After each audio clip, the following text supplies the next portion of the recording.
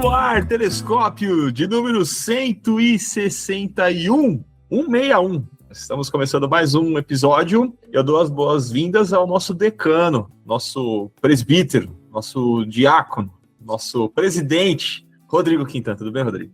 Pronto, aí começaram as piadas dos 40, né? Na estrada dos 40. Tudo bem, gente. Muito bem, obrigado aí pela parte. Experiência, né? A idade é experiência, sabedoria, é isso. Mas ele tá melhorando, cara. Assim, você, a sua versão 40, dá de 10 na versão 39. Tá? E é na 38 e na 37. Então, não joga tão para trás também, não vamos exagerar.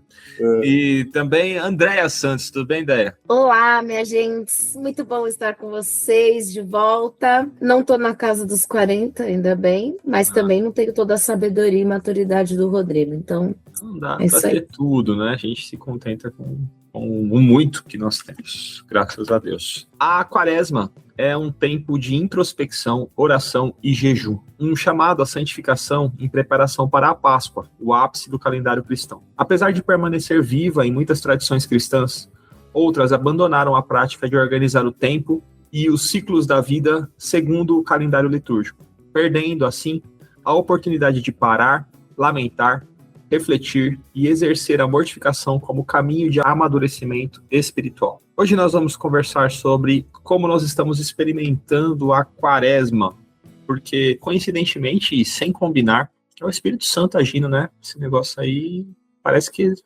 funciona. A gente, batendo papo, descobriu que todos nós estamos experimentando a quaresma de um jeito mais especial. E talvez para você que nos ouve, que faça parte de alguma igreja mais litúrgica, né, de alguma tradição que observe de maneira natural, para nós que somos batistas de berço, não é uma tradição, uma cultura na igreja batista de seguir o calendário litúrgico, e por isso a gente negligencia, sabe, sobre a quaresma, mas observa do lado de fora. Mas tudo se alinhou e esse ano nós estamos experimentando a quaresma de um jeito mais atento. E aí decidimos conversar sobre isso, sobre essa santa coincidência. O que levou você, Déia, a decidir experimentar a quaresma de um jeito mais intencional? Eu acho que eu fiquei pensando um pouco. Muitas vezes, toda essa parte mais litúrgica, né, da igreja que a gente cresceu ouvindo, a gente fazia muito no automático, sem uma intenção muito clara. E eu não sei, a gente começou brincando, né, de idade e tudo mais, mas eu não sei se,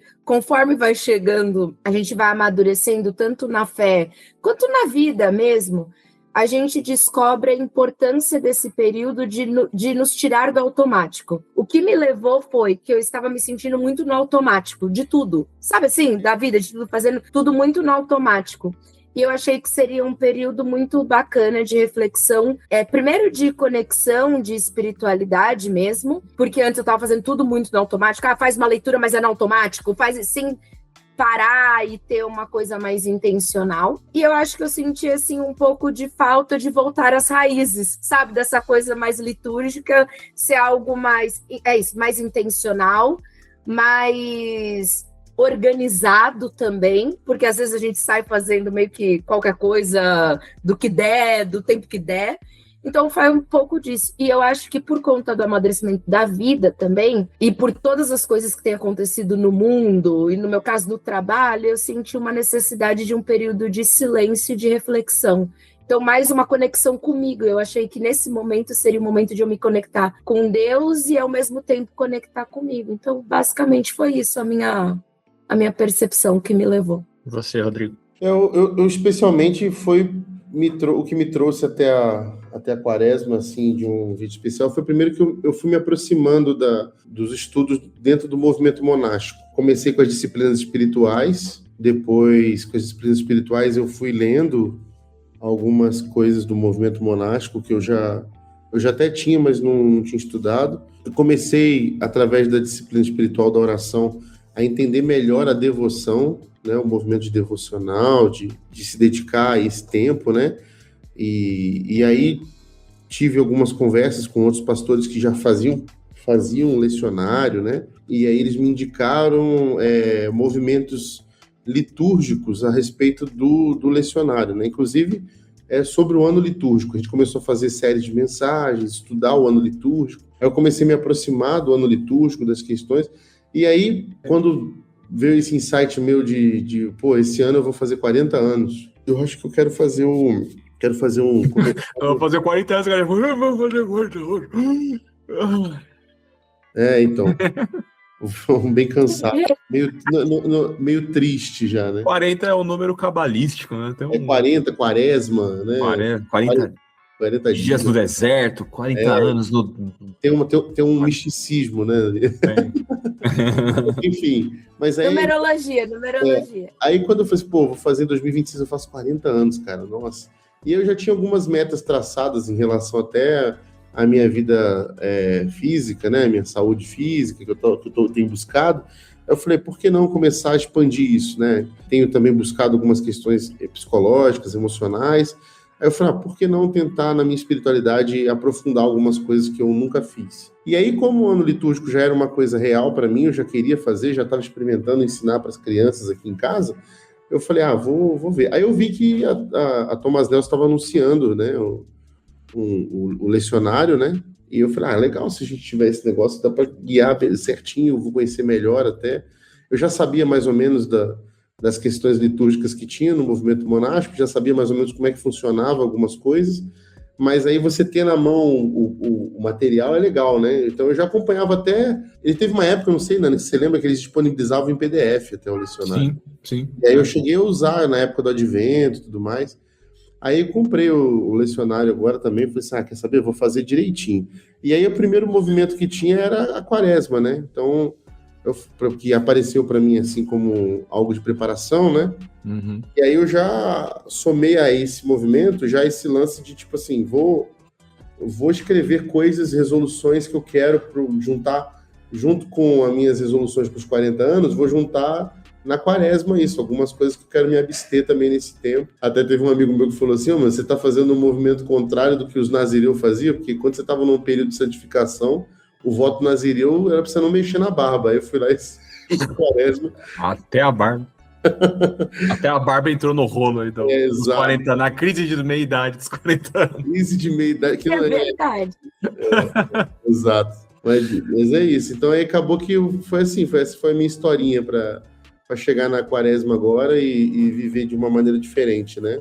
Tem sido muito bom, tem sido legal, tem sido uma experiência diferente. Só tá trazendo ganhos, tirando a barba, tá trazendo ganhos.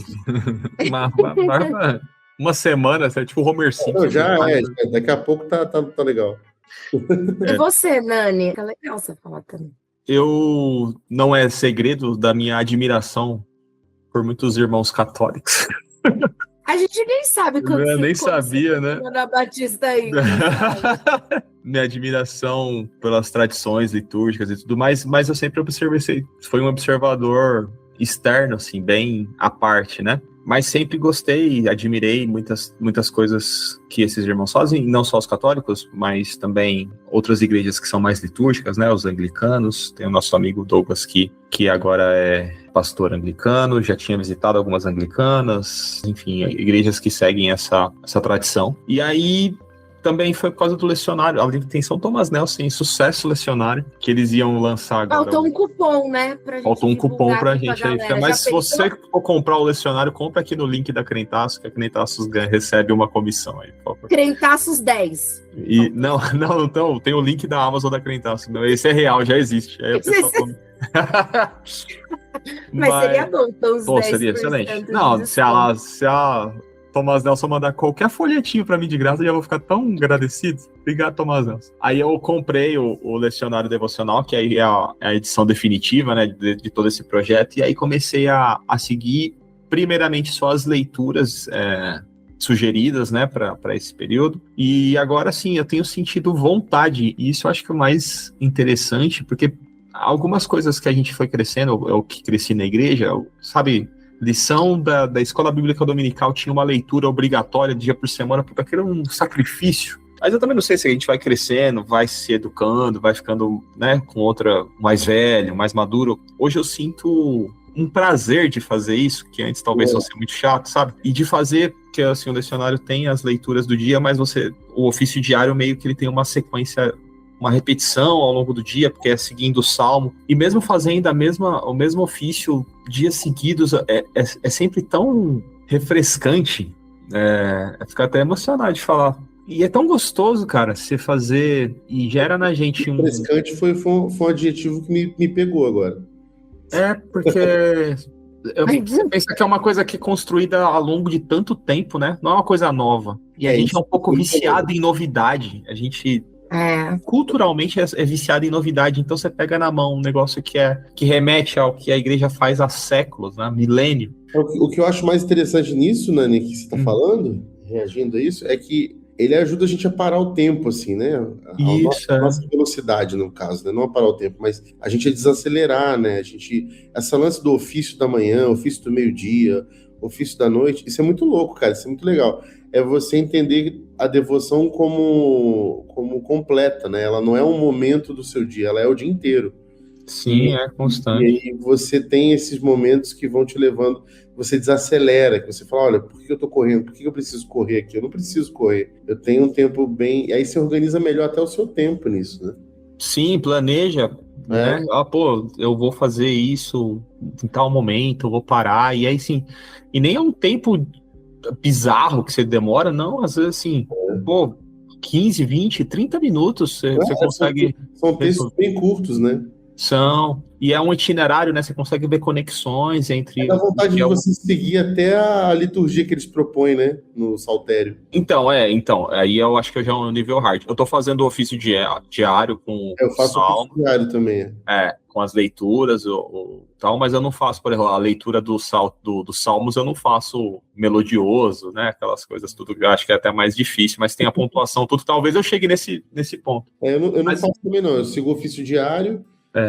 Mas eu gosto de ler a proposta litúrgica. Sim, não, eu faço, não é uma regra, né? Por exemplo, hoje não deu tempo, porque a gente ia ter gravação e tudo mais. Mas eu acho que tem um pouco disso, assim, e você perceber sempre conexões, né? Todo dia tem uma leitura do Antigo Testamento, do Novo Testamento, do Evangelho e o Salmo do dia, e consegue perceber essas conexões e às vezes alguma coisa que eu tava sentindo que batia assim muito, muito pertinente à leitura do dia e não acho que seja coincidência, né? E eu acho que você acaba ficando mais sensível, mais atento a essas coisas, você não lê só de qualquer jeito, né?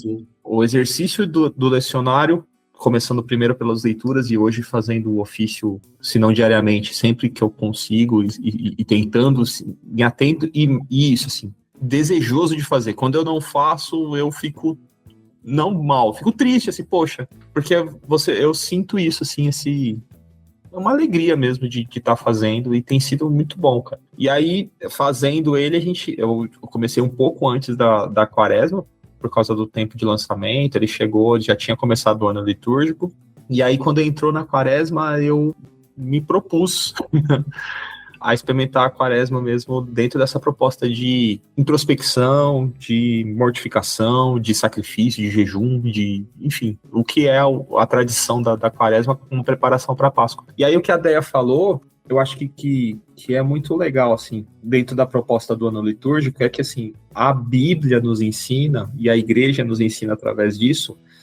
que existe um tempo, que a gente precisa desse tempo mais lento, introspectivo, mais ensimesmado, né?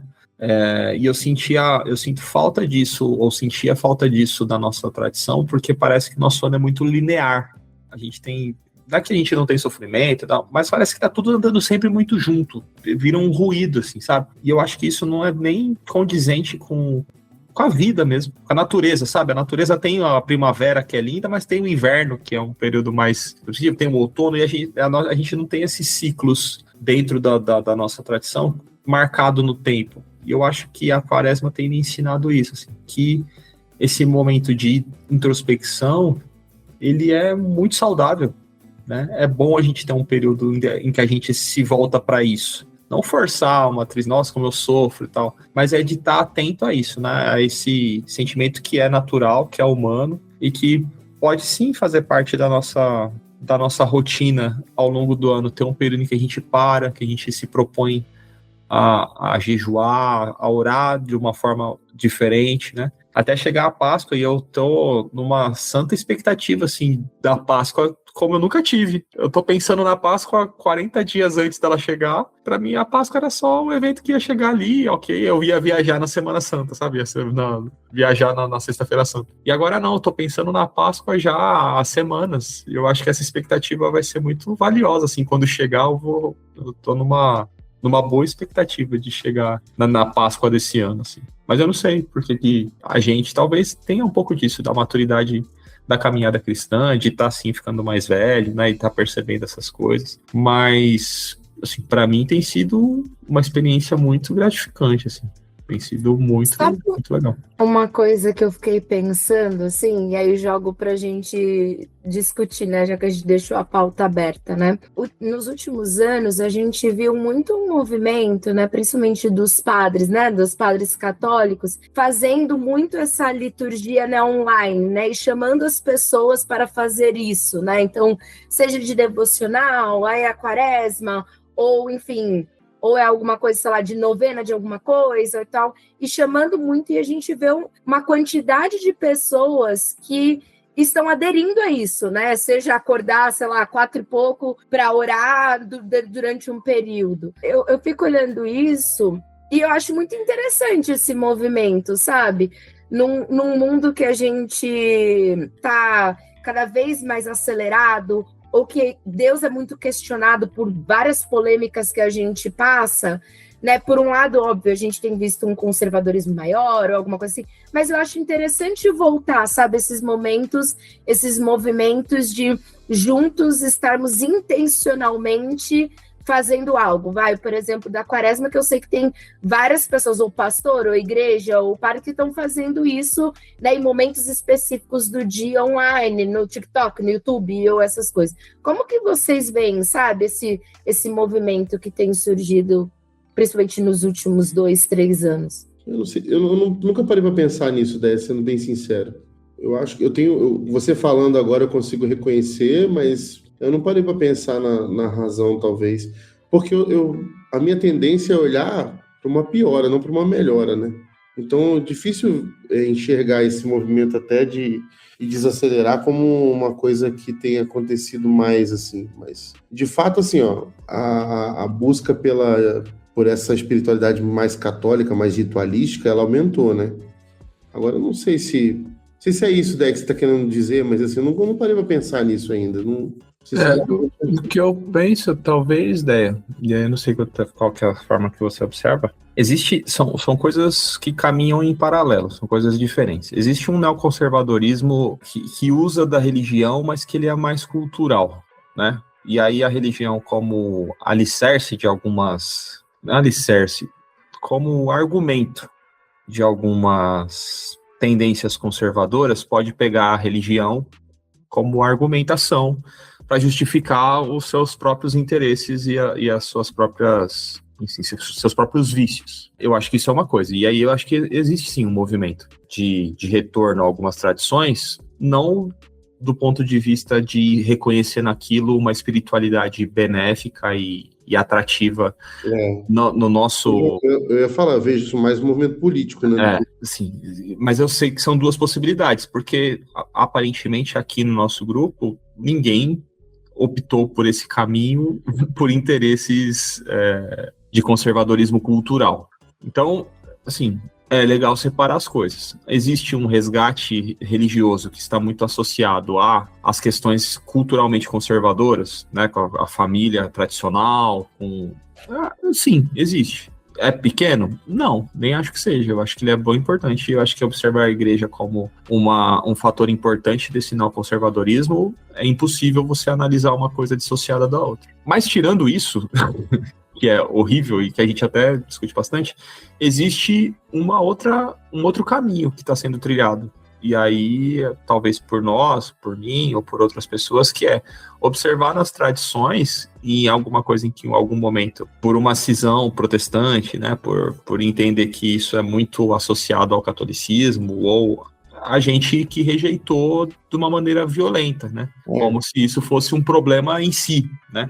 Jogou a água da bacia com o neném dentro. Exato, jogou o bebê junto com a água da bacia. Então, assim, olhar para isso não como uma ferramenta de uma religião, né? Você sempre vai falar das vãs repetições. Olhar para isso como uma herança da igreja que nos ensina e que nos coloca em um caminho de espiritualidade que não foi do dia construído do nada, né? Nem do dia para a noite, nem de maneira irresponsável, mas que nos coloca nessa trilha de uma espiritualidade que nos coloca em sintonia com o que é a história da igreja. Eu acho que, cara, é muito valioso. E eu não tô falando que todo mundo tem que trilhar esse caminho, né? Não, isso é importante. A gente tem que entender que, assim, eu tava falando com a Priscila sobre isso esses dias. Na minha caminhada, por exemplo, o fato de eu estar me disciplinando muito na parte física me levou a querer disciplinar outras áreas da minha vida. Foi uma consequência. Porque quando eu vi que era possível alcançar resultados que eu nunca imaginei que fosse alcançar fazendo tudo que eu vivia aí na parte física, eu falei, cara, se eu tiver a mesma disciplina, isso pode ser válido para outras áreas. Então eu quero buscar isso. Então foi uma consequência já de um gatilho que foi puxado lá atrás, entendeu? E aí isso foi me levando e foi melhorando, assim, o desempenho, inclusive, em várias questões, assim, da minha vida.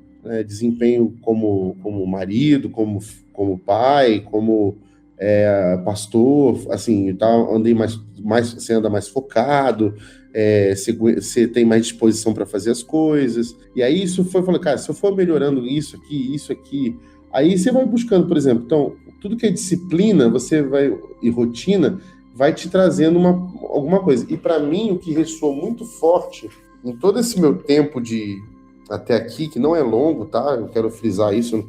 Eu tô há 1 ano e 7 meses, mais ou menos, nesse tempo de reformulação da minha vida. E é um tempo muito curto diante de tudo que já passou, né, na minha vida. Então é um tempo muito inicial que eu comecei a perceber que a constância ela é mais importante do que qualquer outra coisa. Inclusive, as disciplinas espirituais, elas revelam isso também. Então, ser constante, para mim, foi um remédio, uma cura para mim, pro Rodrigo, porque era algo que eu não tinha, uma virtude que eu não tinha. Não sei se era por frustração que eu deixei ela de lado, mas eu não era constante nas coisas que eu fazia em termos gerais. Então, a constância, ela foi curativa para mim. E as disciplinas espirituais trouxeram isso para mim: meditação, oração, louvor, jejum, tudo isso foi me trazendo isso. Quando eu me aproximo disso, eu vejo que eu desacelero muitas coisas e consigo focar melhor. Estava fazendo uma alusão, assim, escrevendo, que agora eu vou comecei um segundo passo da minha quaresma, que é escrever as orações, né? E aí, quando eu estava escrevendo as orações, eu estava reparando que, assim, veio na minha cabeça o filme Matrix, né? Que quando o Neo começa a desvendar os códigos da Matrix, ele consegue fazer o que ele quiser, assim, em resposta à realidade que está diante dele. Então é como se a gente se aproximasse cada vez mais das disciplinas espirituais, você começa a enxergar a realidade de uma ótica que você não imaginava que era possível, né? Então até as coisas que tentam te acertar, você consegue ver elas de maneira bem mais lentas e capaz de você conseguir desviar com calma, entendeu? Entender melhor, reagir menos, né? Eu sou um cara extremamente reativo e estou vivendo na quaresma algo que eu nunca imaginei, que era abrir mão de reações, entendeu? Cara, isso é tão libertador. Eu não preciso argumentar, reagir nada, entendeu? Tá tudo bem. Isso é muito legal. É isso, tipo, eu me senti o Neo na Matrix, olhando para os ataques, para os golpes, para as questões que estão aceleradas demais, enquanto você está num outro ritmo e consegue viver a sua vida de maneira mais plena, entendendo melhor, pensando melhor sobre aquilo, reagindo de forma mais tranquila sobre aquilo. Então isso vai te libertando e vai fazendo com que você pense assim: eu não quero viver isso em 40 dias, eu quero viver isso a minha vida inteira, que é o lance da disciplina quando você pensa no exercício físico, né, na alimentação e tudo mais. Muito Um bom paralelo. As coisas andam juntas mesmo. E eu não sei se vocês perceberam, a Deia não tá fazendo só as leituras por enquanto, né, Deia? Mas vai fazer Assim, essa questão das orações escritas, né? Eu não tenho escrito minhas orações ainda, mas nessas experiências a gente acaba tendo a experiência de ler, né, e de orar com a oração das outras pessoas, com outras orações.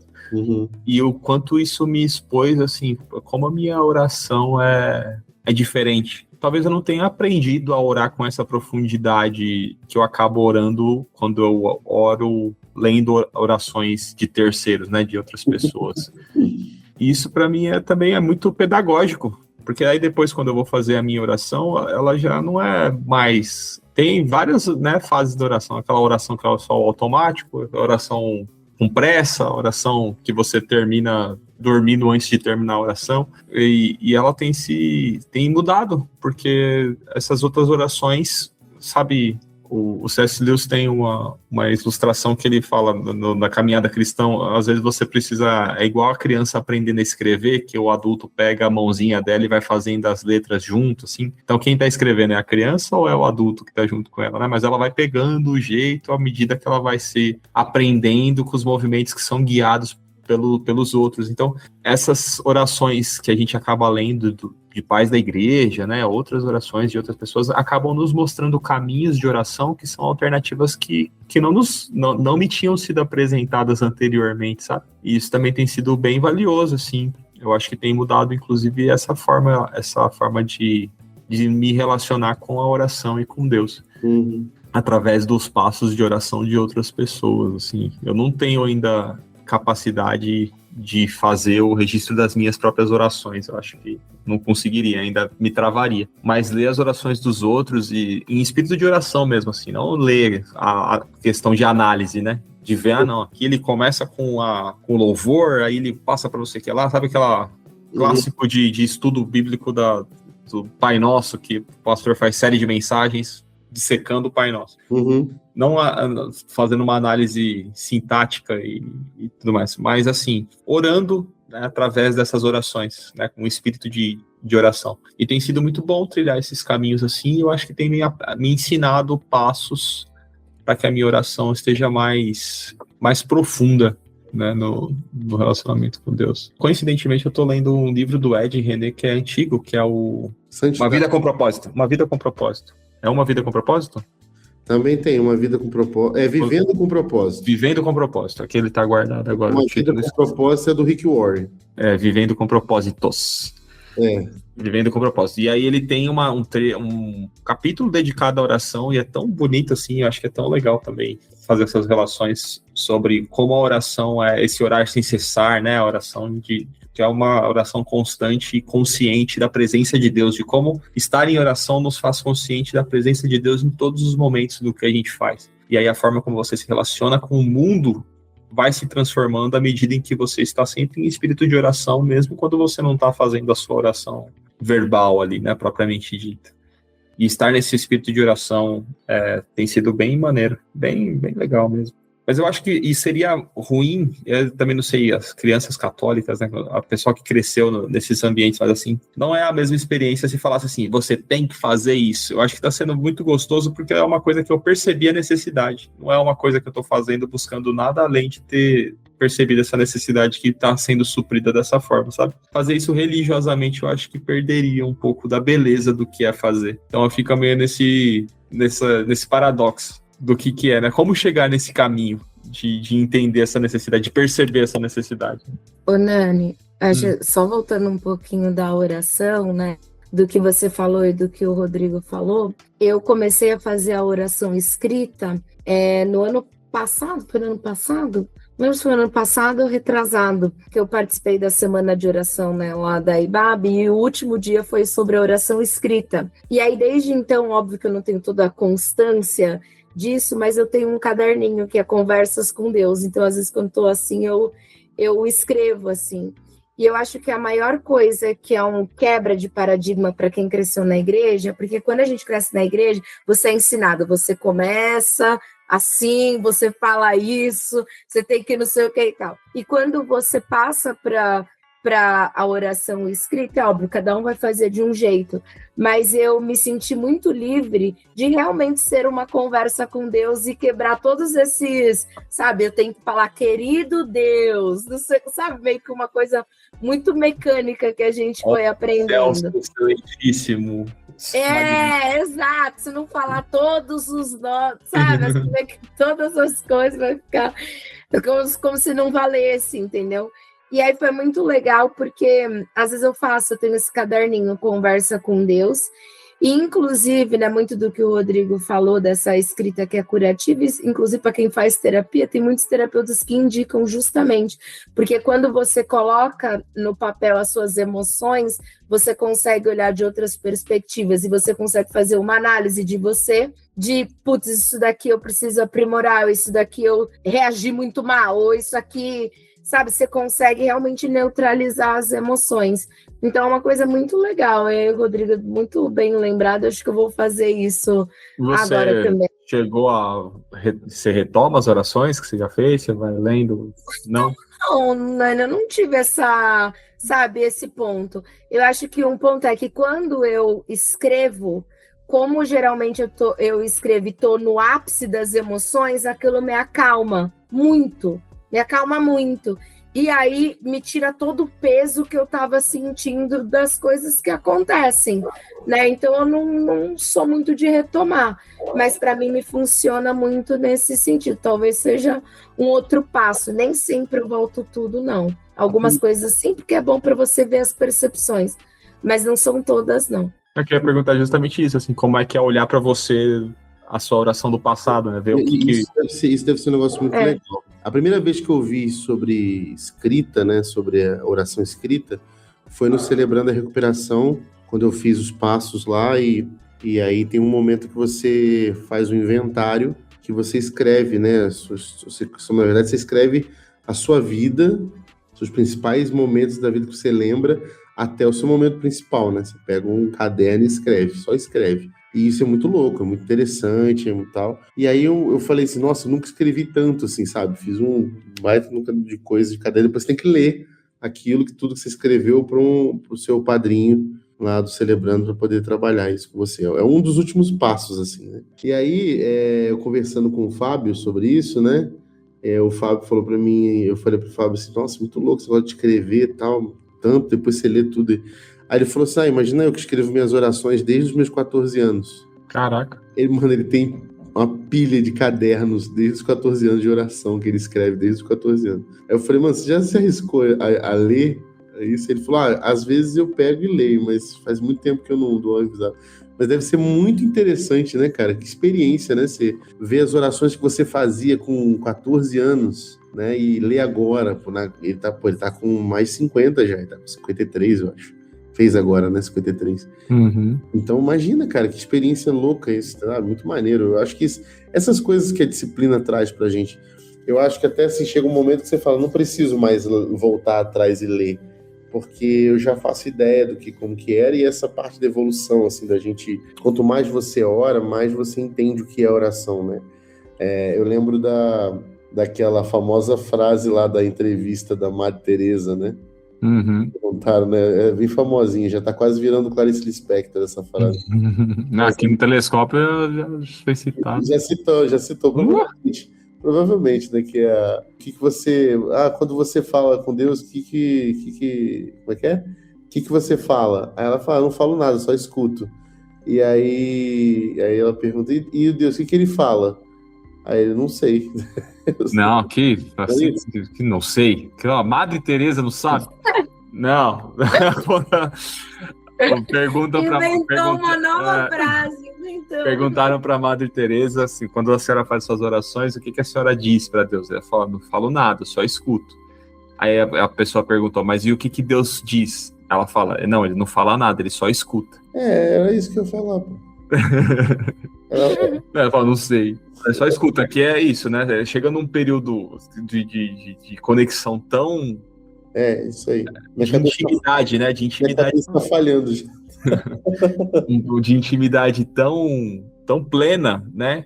É isso. De fato, você estar na presença de Deus, estar em oração, tem isso, né? assim, no livro o Ed fala isso, que vai chegar um momento em que até as palavras elas vão parecer intrusas dentro daquele relacionamento, né? Vai ser a expressão, elas vão... Se não me engano, o Ed fala dessa oração no livro. Fala, com certeza. Assim, as palavras elas vão até ser vulgares, dada a sacralidade daquela relação, então elas vão estar até fora de lugar, sabe? Quando você conseguir estar na presença de Deus nesse grau de Madre Teresa, quem sabe, né? A gente nem sabe se foi isso mesmo, né? Se essa história é verdade mesmo, mas que é muito boa, Que ela é muito boa, e que comunica, né? Eu acho que tem disso, assim, de estar em oração, estar na presença de Deus. Tem um livro do Gerson Borges que ele fala sobre isso, e é um livro Quero Aprender a Orar.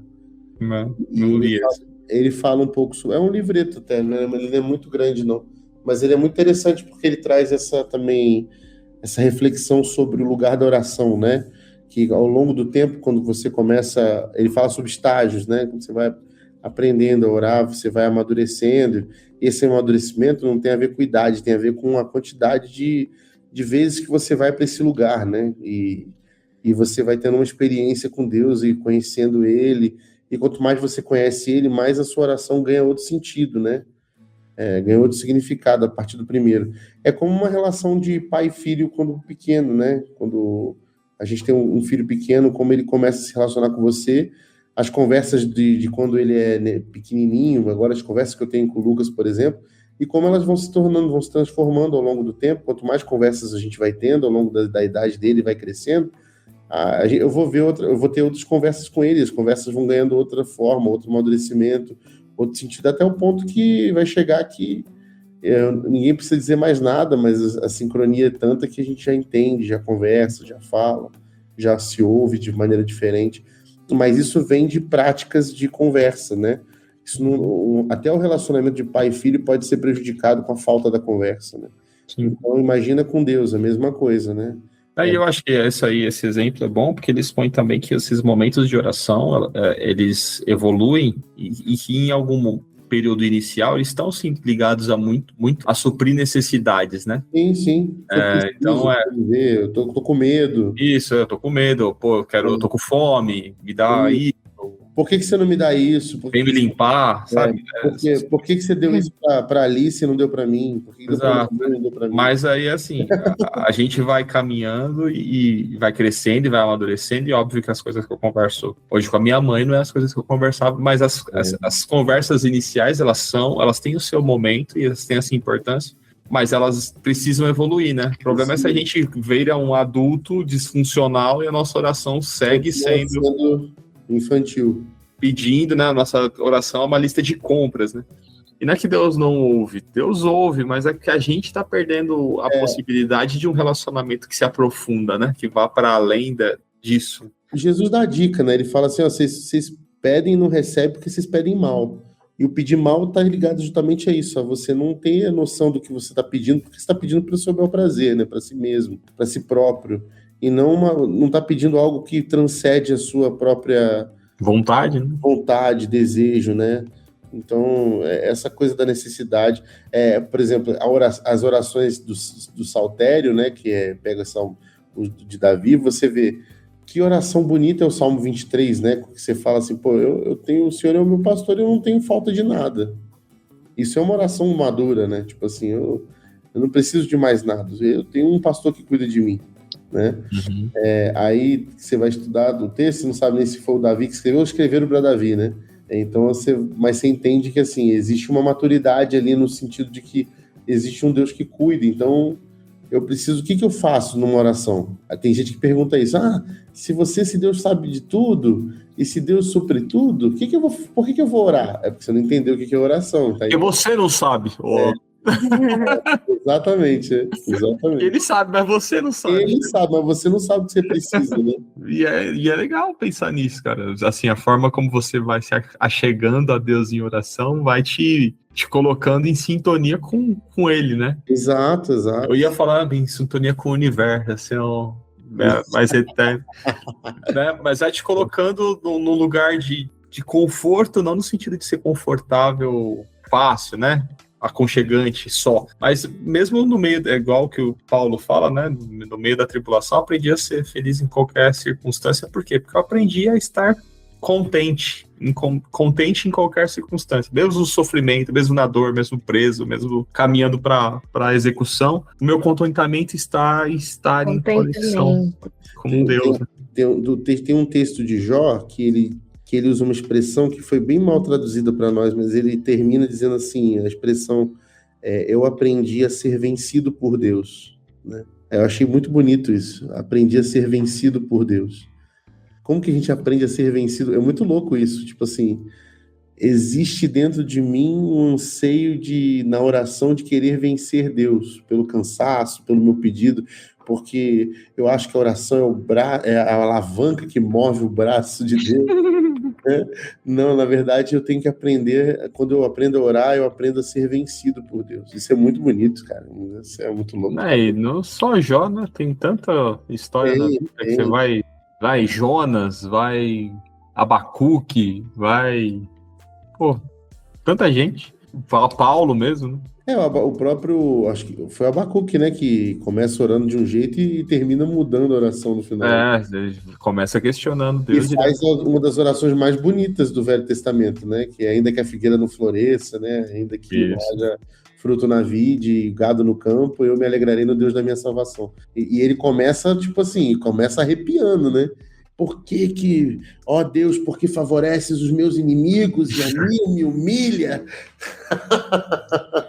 Meu revoltado. Porque usas um povo pagão para humilhar o seu próprio povo? Não, mas eu acho que isso é um bom indicativo de que essa oração resignada, né, de rendição, ela não é hipócrita. Não, ela é honesta, né? Ela é honesta de alguém que de fato lutou. Né, Exato, de fato se coloca. Então não é que Deus não quer que a gente faça assim, se joga mesmo, vai lá, fala, reclama. Deus aceita. Tem os salmos, você citou Davi, tem salmo, Deus, meus inimigos estão fazendo, você não estava fazendo nada. Exato. Assim, não é que Deus não aguenta, joga pra cima dele, vai lá, mas assim, o caminho perfeito vai te jogar com a cara no chão, assim, você vai perceber, mas você precisa da sua revolta, da juvenil, adolescente, não é errado. Mas mesmo, gente, é juvenil, mas eu acho que até hoje, às vezes, a gente sente uma revolta de algumas coisas. A revolta juvenil... Ela é honesta, sabe?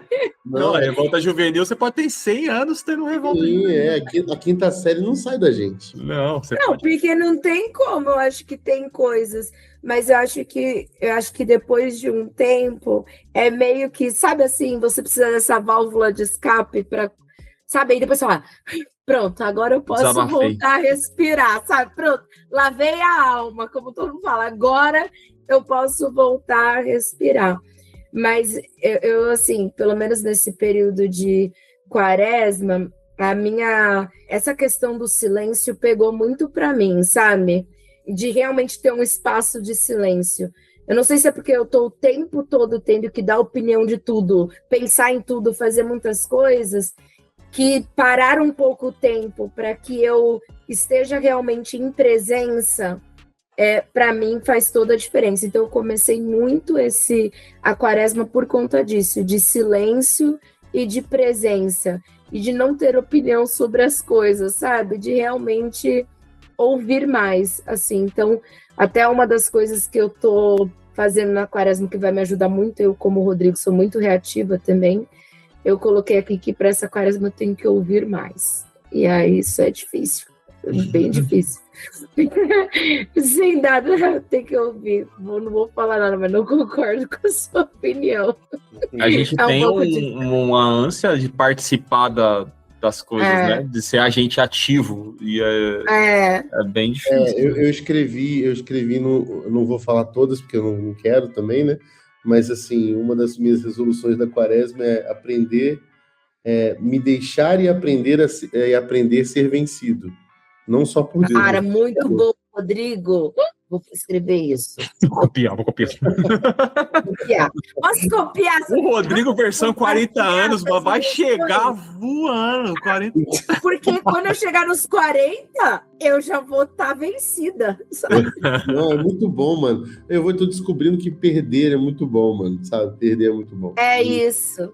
É por causa do ego, né? Eu acho que a gente vive muito pelo ego. Eu acho que eu alimentei muitos anos o meu espírito competitivo de maneira muito ruim, assim, sabe? E aí acabou que alimentei tanto que eu fiquei obeso. Como diz aquele som, olha lá quem sempre quer vitória e perde a glória de chorar. Exatamente, cara. É tão bom isso. Tão bom descobrir esse lado dos perdedores. É muito bom, assim, sabe? É muito bom no mundo dos campeões a gente dizer assim, cara, eu sou um baita de um perdedor. Que bom, cara. E você se desobriga a demonstrar performance, né? Você não tem mais essa questão. É muito ligado ao ego, né? Exato, cara. E assim, é perigoso, inclusive, essa questão da piedade de atingir o nosso ego. Nossa, como eu sou piedoso, né? Nossa, como eu sou... É sempre uma tentação que está sempre presente, né? Nossa, como eu consigo ser contemplativo mais do que vocês. Espíritos involuídos. Eu tava assistindo um episódio de Bluey aqui com as crianças, né? Você que não Bluey The Chosen é ali pau. Exato, é pau.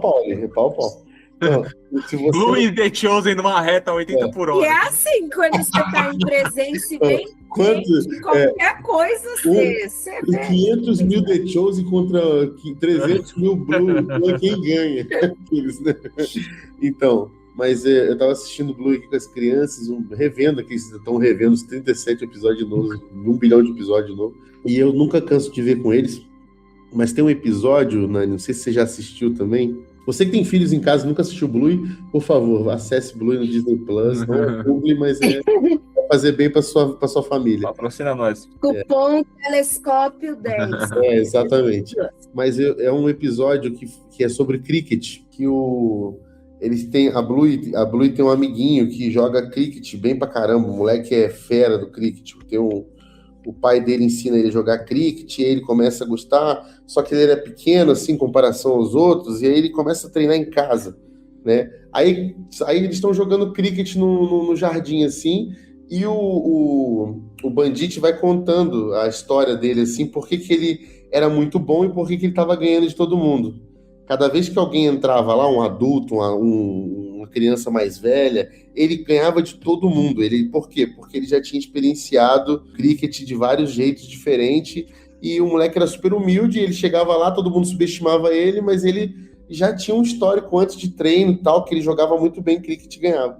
Até o momento que os adultos resolveram, não, vamos ganhar desse moleque agora, tal, vamos bater ele e tal. E aí tem uma hora que eles vão tentando para ganhar ele, e ele tem uma irmãzinha pequenininha.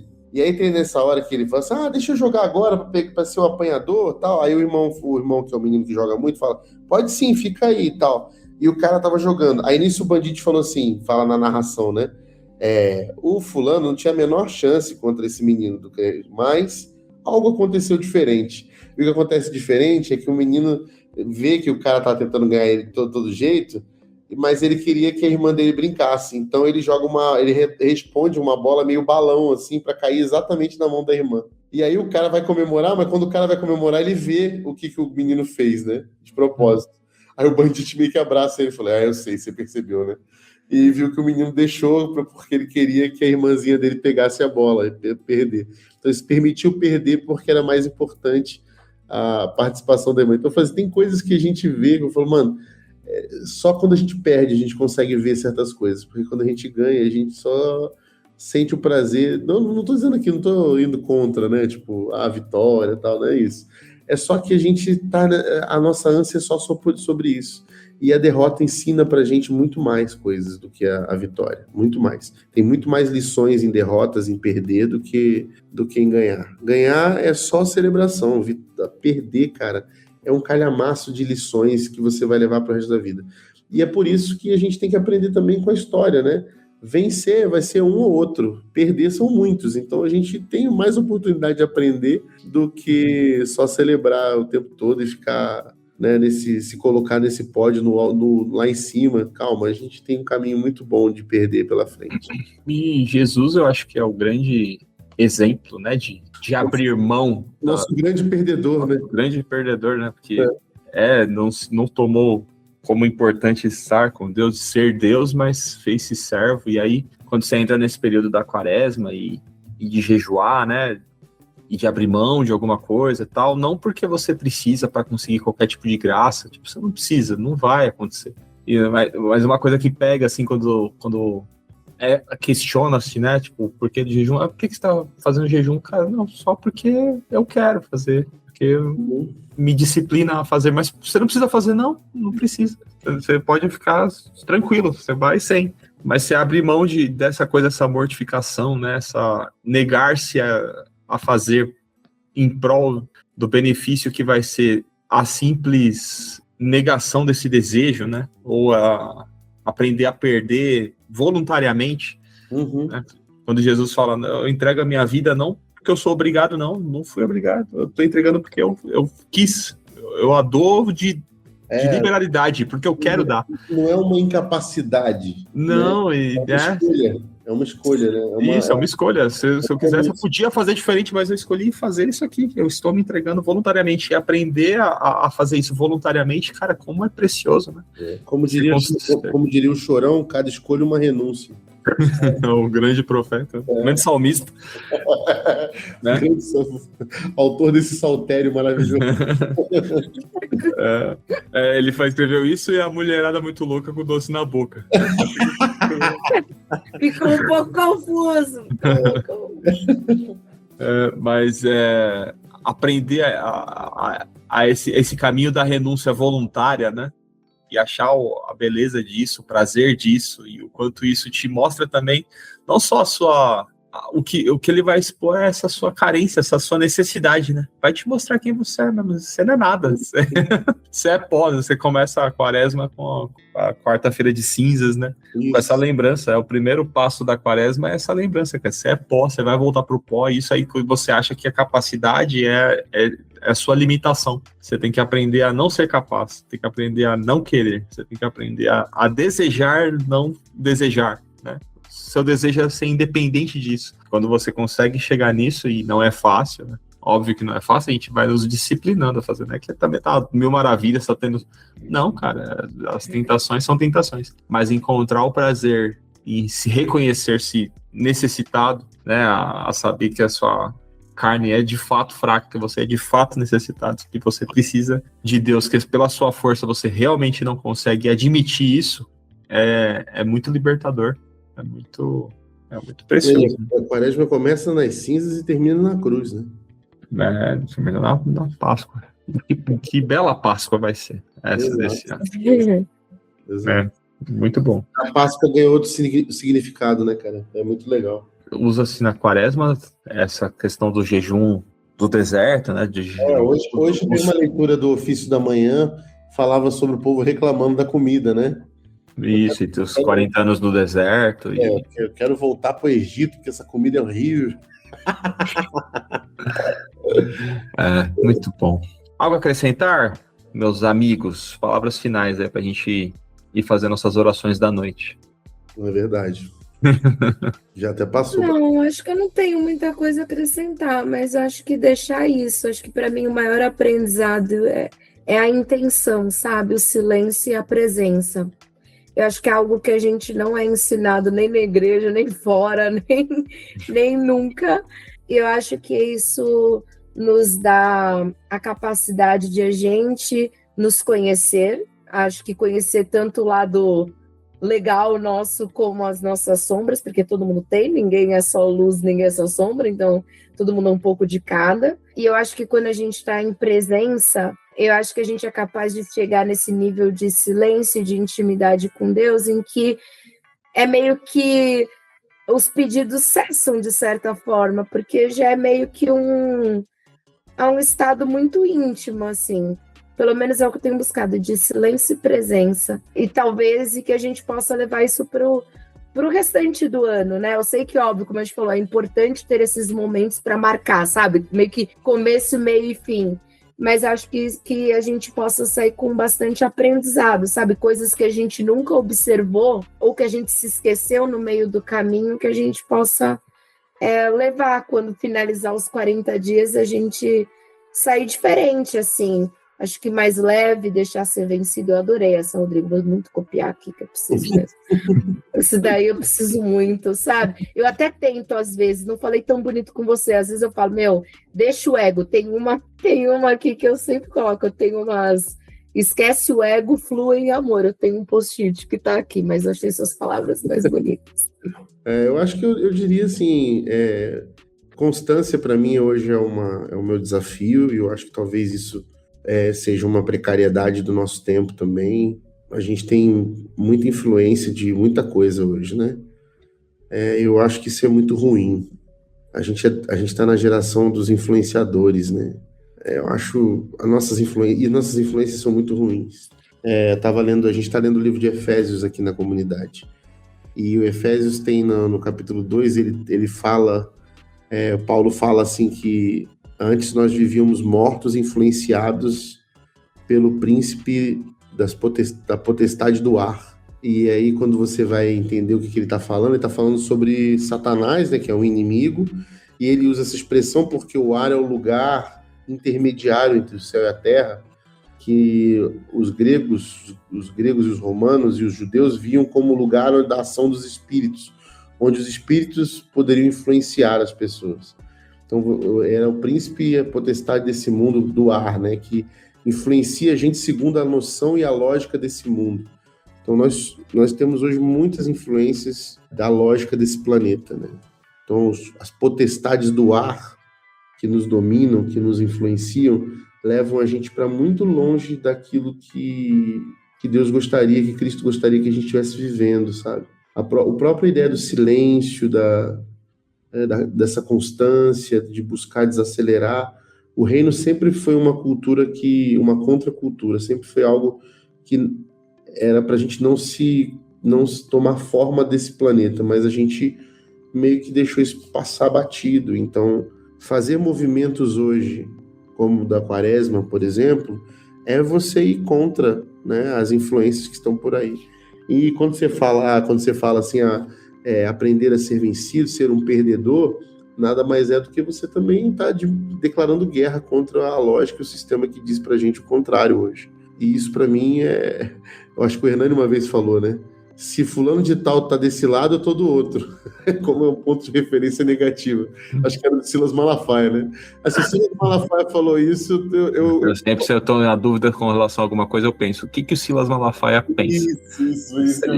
E eu vou ser normal. Então, a gente tem que ter referências assim, tipo, pra gente entender. Se o nosso mundo tá indo pra uma direção... somos todos vencedores, então a gente precisa entender que, na verdade, são todos perdedores, né? Então, eu vou nesse caminho, eu acho que eu deixo essa palavra. A gente precisa aprender a perder, precisa aprender a ser vencido e acho que para mim, eu fico com isso. A gente precisa aprender a perder. E eu acho que aprender a perder significa aprender muitas coisas, para além do que a gente está acostumado a ver, né? Eu acho que é isso. Muito bem.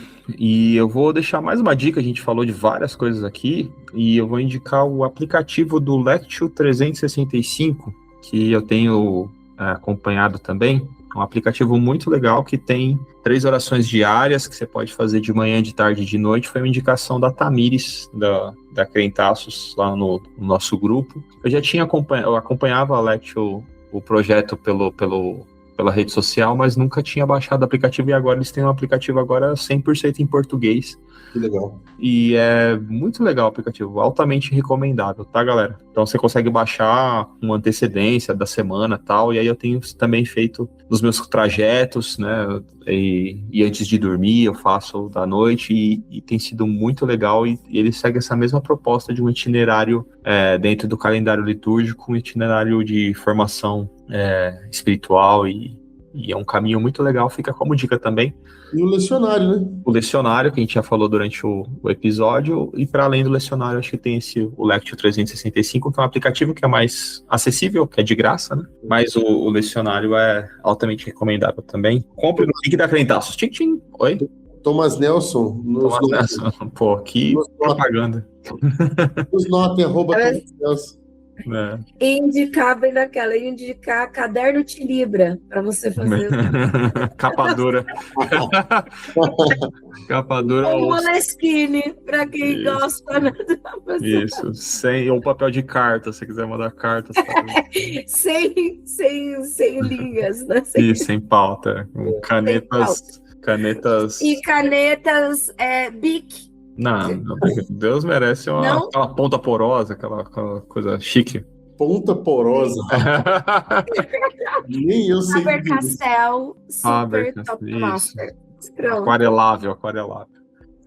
É isso, amigos. Obrigado a você que nos ouviu, que participou aqui desse papo hoje, mais introspectivo também, né? Eu acho que nós precisamos... A falta desses momentos entre nós também já é uma evidência de que a gente precisa se voltar, a gente sempre muito ativo nos debates, né? Do nosso cotidiano, e hoje foi um papo muito mais introspectivo. E falando mais das nossas próprias carências e necessidades, e eu gostei bastante, espero que você tenha gostado também. Nos siga nas redes sociais, @canal Telescópio, sigam a Crentaços, @Crentaços, e a gente se vê depois da Páscoa agora, eu acho, né? Em outro período litúrgico, a gente se vê no próximo dia 10. Querido Pascal. Isso, Telescópio, pés no chão, olhando pro alto. Tchau.